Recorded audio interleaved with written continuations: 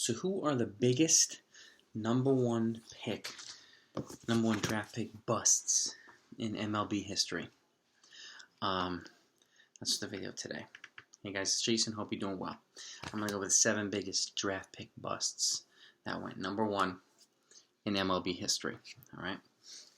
Normally, most of the time, the first round picks, even second round picks, and mid round picks tend to do pretty well.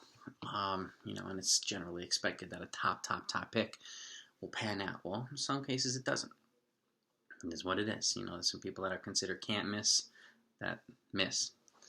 It's just the nature of the beast. There's so many people drafted in baseball that, it's not like football where there's 7 rounds or basketball where there's 2 rounds. There's, dozens of rounds in baseball. So a lot more players, a lot more levels of minor leagues. So with that said, let's get to the list.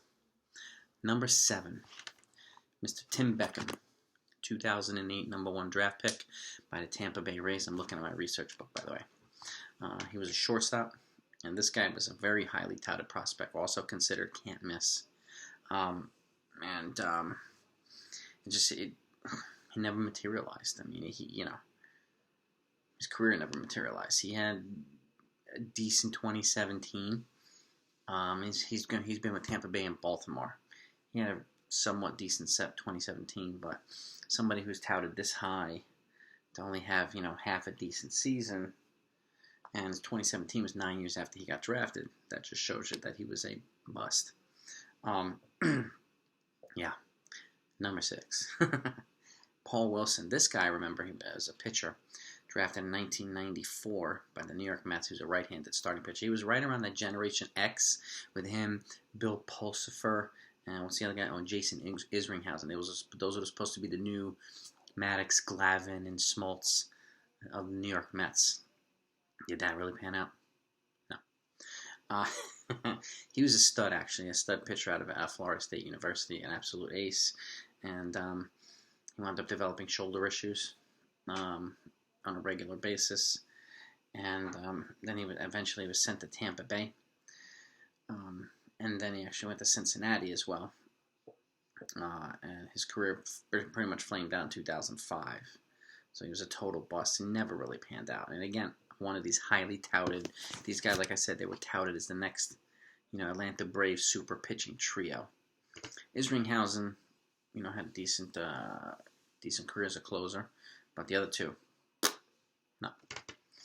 Number 5, this guy's more recent pick, Mark Appel or Appel. He was a stud pitcher at Stanford. They were calling him a generational pick as well. Next, Roger Clemens, Greg Maddux type, right-handed pitcher.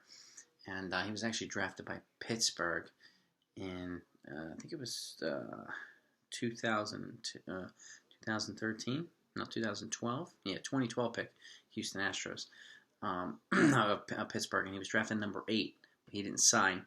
Came back the following year, 2013. He was the number 1 pick for the Houston Astros. And he was given a $6.35 million signing bonus. And he had a decent first year in the minors.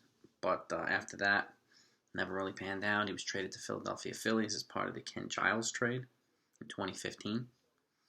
And he wound up just stringing along. He wound up developing injuries as well. And he actually left the sport of baseball a couple years ago at 26 years old.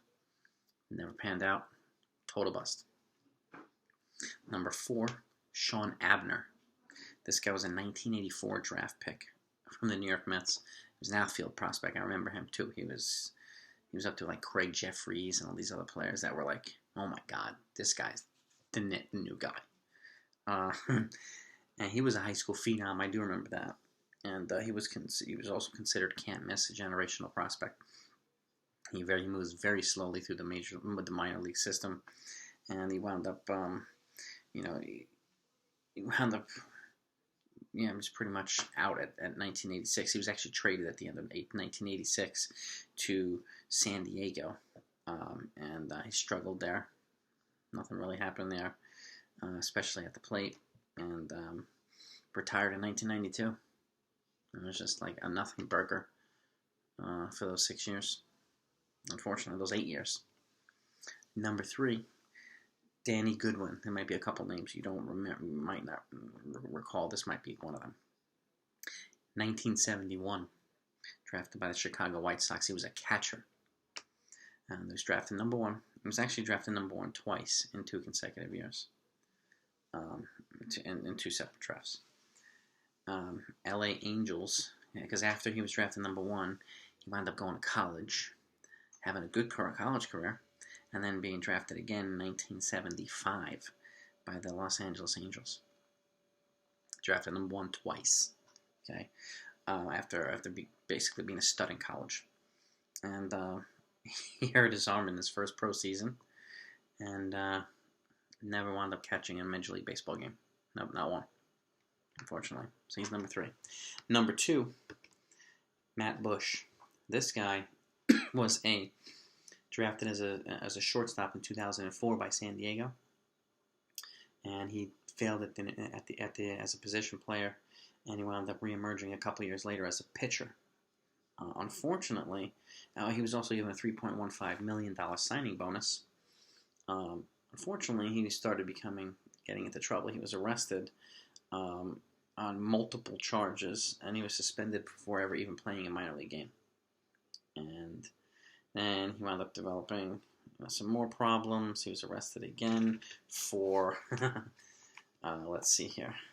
Actually, before that, he got Tommy John surgery in 2008. And then he was charged with a DUI and assault in 2009. And, but he wound up making the majors temporarily in 2016. I remember that too, as a pitcher. He became a pitcher. But again, constant issues, constant trouble with the law. So, and he was a highly, highly touted stud player. Total flame out bust. And number 1, this one hurts me because this was like the most. He was supposed to be the next, Sandy Koufax and Randy Johnson, and that was supposed to be on my team. It was drafted by the Yankees in 1991, named Brian Taylor, and I'm sure the Yankee fans will know this guy. Drafted in 1991, he was the highest touted pitching prospect in decades, and that's when the Yankees stunk in the late 80s, early 90s.